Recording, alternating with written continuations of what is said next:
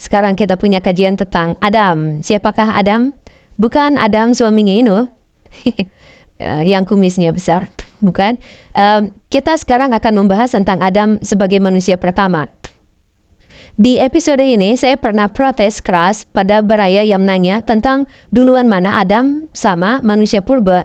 Menurut saya, soal ini adalah soal yang agak tendensius karena hanya melibatkan Adam sebagai perwakilan dari kepercayaan dan teori evolusi sebagai perwakilan dari kajian sains.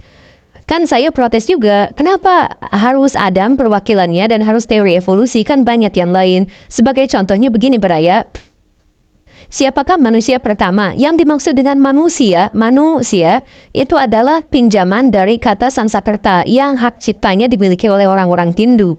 Manusia itu bahasa garingnya itu adalah keturunan Manu. Manu itu siapa? Swayambhu Manu, dia adalah spesies pertama yang serupa manusia yang ada di bumi. Ini versi Hindu. Nah, jadi maksud saya, kalau kata manusianya aja diambil dari kepercayaan Hindu, lalu kenapa yang kita bentur-benturkan hanya kepercayaan dari agama Kristen, Yahudi, dan Islam melawan sains gitu. Kan kesel gitu. Makanya saya sudah bikin panjang lebar salah satu teorinya di situ, di episode yang itu, dan sekarang saya akan lanjutkan tentang penafsiran Adam. Jadi, siapakah Adam sesungguhnya dari berbagai penafsiran? Kita mulai.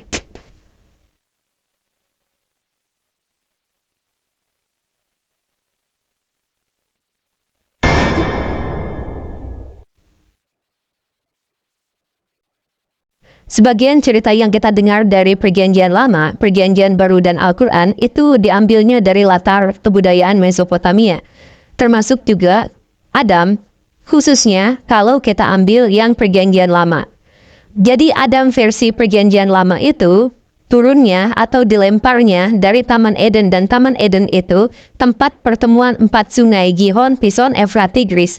Gihon, Pisonnya tidak diketahui, mungkin sudah kering. Tetapi Efrat, Tigrisnya sampai sekarang masih ada di Irak. Jadi, di awal-awal pencarian orang-orang Kristen tentang di manakah Taman Eden, itu mereka memunculkan 2 tempat. Yang pertama itu adalah Irak bagian selatan, Kuwait, tempat bertemunya Efrat dan Tigris. Di zaman sekarang Efrat Tigris itu tidak bersatu, dua-duanya langsung mengalir ke lautan, tetapi mungkin ribuan tahun yang lalu itu sempat bersatu dulu sebelum bermuara ke lautan. Tetapi ada juga pendapat yang menyebut Taman Eden itu justru ada di utaranya, ada di pegunungan Taurus, di Turki. Jadi pertemuan 4 sungai, Efrat, Tigris, Gihon, Pison itu hulunya bukan hilirnya.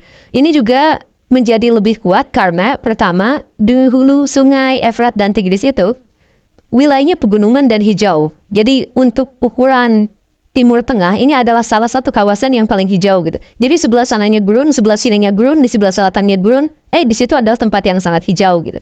Jadi Taman Eden yang dimaksud mungkin adalah di sana. Jadi kita bisa nyari, kebetulan di sana juga ada sebuah desa namanya Gihon.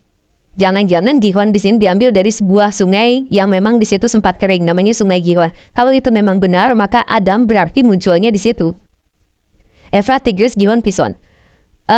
Dan uniknya lagi, beberapa suku pedalaman di wilayah itu punya sebuah praktek ritual yang unik, yaitu ketika kerabatnya meninggal, disimpan di peti mati, kemudian si kerabatnya itu, kalau dia punya pasangan, si pasangannya juga dikuburkan di tempat yang sama, bersebelahan, di tengahnya dipasangin ular, dikasih bangkai ular yang udah meninggal gitu. Jadi dikuburnya bersama itu.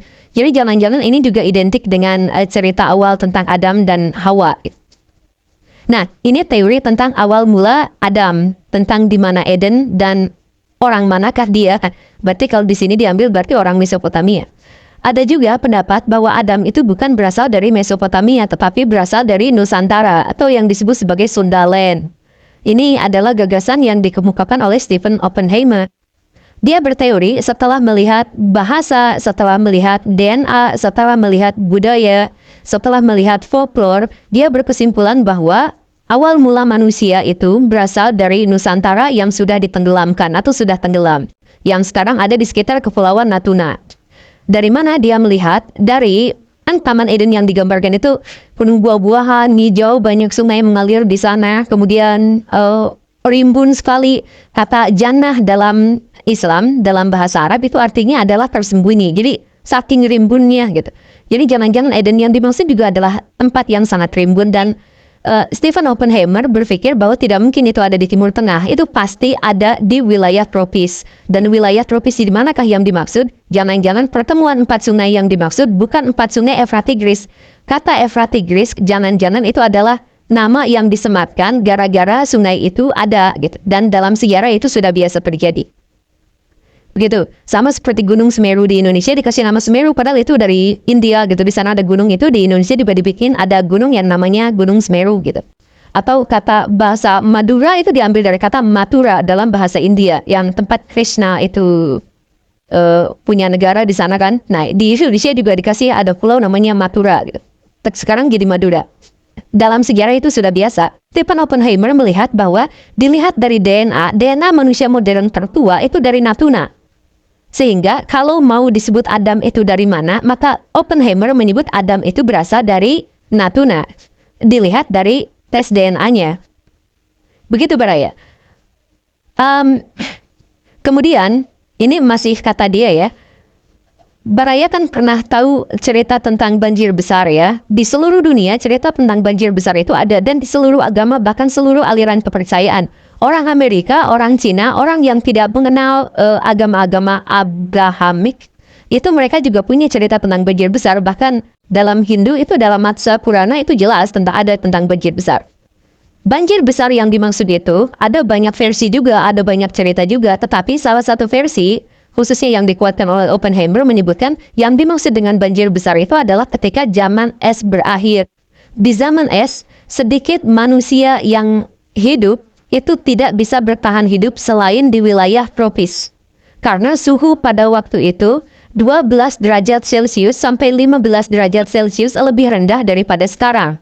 Sehingga wilayah di luar Khatulistiwa itu dingin luar biasa. Tidak memadai untuk tempat hidupnya manusia praksara. Maka manusia-manusia yang hidup pada waktu itu pasti berkumpulnya di wilayah tropis. Salah satunya di Indonesia. Nah, pusat awal kebudayaan dunia itu adanya di wilayah yang sekarang Natuna. Sekarang, tapi dulu masih daratan. Ketika zaman es berakhir, itu tenggelam.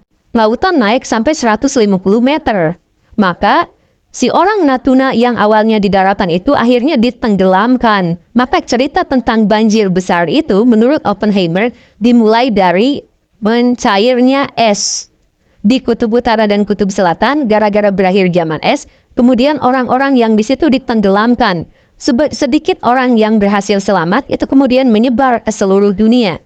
Makanya kita bisa melihat, misal di Mesir ada piramid, di Yucatan di Meksiko itu juga ada piramid, di Mesopotamia itu juga ada piramid, di Irak walaupun namanya zigurat gitu ya. Tetapi semua bangunan itu bersumber dari satu bangunan megalitik yang sama, yaitu Hunden Berundak yang ada di Indonesia dan paling tua di Indonesia. Situs Gunung Padang adalah Hunden Berundak terbesar dan tertua yang pernah ditemukan di dunia. 13.000 tahun usianya.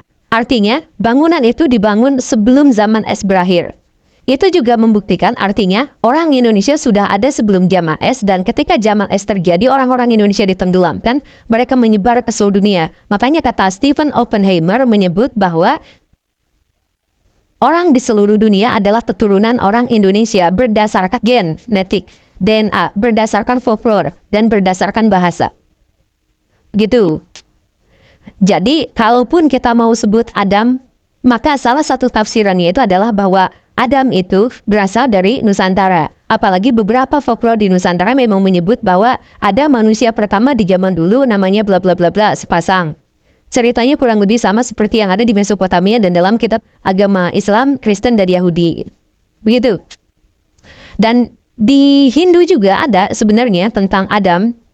Cuman saya tidak akan dulu menceritakan ini, sebab kalau saya mau menceritakan tentang awal mula manusia menurut agama Hindu, itu saya bisa bikin 3 episode saja ngomong tentang Swayambhu Manu dan seterusnya tentang pembebakan zaman. Jadi itu nanti dulu. Cuman yang jelas saya sebutkan begitu. Nah, kalau dihubungkan dengan agama Islam, maka salah satu penafsiran tentang di manakah Adam dan Adam itu orang mana, maka dalam Tobari, dalam riwayat Tobari juga diceritakan bahwa Adam itu turunnya di India. India yang dimaksud itu bukan India geledegan negara India sekarang, karena negara India yang dimaksud di masa lampau itu juga mencakup Indonesia. Makanya nama Indonesia itu diambil dari kata Indianesia gitu. India yang berbentuk kepulauan. Ya, tafsiran lainnya banyak lah. Oke, Baraya, yang barusan itu sekedar hipotesis, sekedar untuk meluaskan wawasan kita dan untuk membuka alam pikiran kita bahwa kita tidak harus berpikir bahwa Adam itu di sana, di situ gitu. Mentor saya punya pendapat lain bahwa yang dimaksud dengan Adam itu bukan satu orang, tetapi banyak orang. Setidaknya ada 4 orang Adam. Maka dia sebut ada teori multiple Adam, teori Adam yang beda-beda gitu. Jadi apa itu? Dia sebut ada Adam hitam, Australopithecus. Kemudian ada Adam putih, Homo neanderthal. Ada Adam kuning, Homo pakinensis, dan ada Adam coklat, Homo mojokertensis. Kenapa dia ungkapkan seperti itu? Ini sebenarnya adalah turunan dari teori theistic evolution gitu. Jadi di dunia barat itu orang-orang kan bingung ada teori evolusi sama teori Adam Hawa gitu. Maka mereka hubung-hubungkan dan akhirnya muncullah sebuah teori yang namanya teori theistic evolution. Nah, di antara theistic evolution itu kan itu adalah teori yang narang gitu ya, yang cocokologi gitu.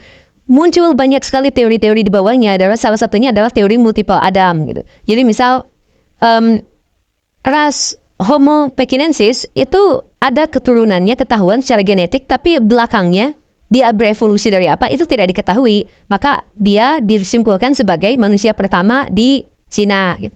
Kemudian manusia pertama di Barat itu adalah Homo neanderthalensis karena ke bawahnya ada, ke atasnya nggak ada. Uniknya Homo neanderthalensis itu berhubungan dengan Cro-Magnon, tapi Cro-Magnonnya punah, padahal kapasitas otaknya jauh lebih besar gitu. Jadi inilah Adam pertama dan si Cro-Magnon itu dianggap sebagai penghuni bumi sebelum Adam gitu. Ya, cocokologi itu banyak. Sekali lagi ini bukan gimana gitu, ini hanya untuk menambah wawasan kita dan membuat pikiran kita menjadi lebih terbuka. Nah, orang-orang Sri Lanka yang Muslim khususnya juga punya sebuah situs di Sri Lanka di sebuah gunung. Di situ ada jejak telapak kaki gede banget di gunung lagi.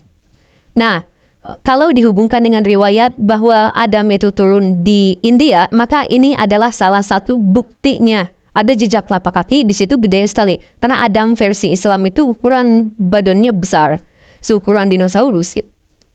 Begitu. Nah, kemudian dari Sri Lanka ke India juga ada jembatan. Jembatan itu usianya jutaan tahun, tetapi bentuknya ya kayak jembatan dan kalau dihubung-hubungkan dengan sains, kayaknya nggak nyambung gitu. Mana ada jembatan kayak gitu.